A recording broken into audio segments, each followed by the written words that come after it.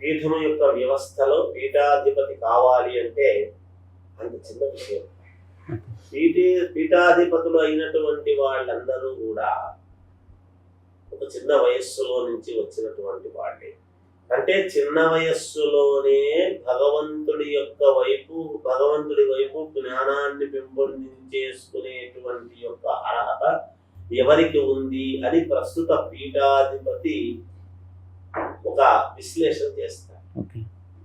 ఎవరెవరు ఏమిటి అనేటువంటి పీఠాధిపతులు ఊరికే కాదు. పీఠాధిపతులకు సాక్షాత్తు భగవంతుడి యొక్క దృష్టి వాళ్ళకు ఉంటుంది వాళ్ళ మీద.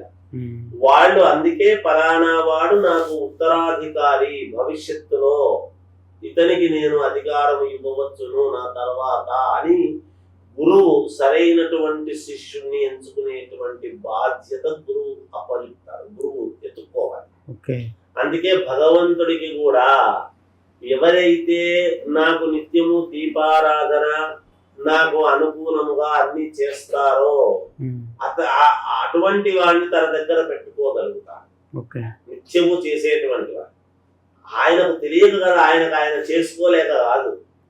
కానీ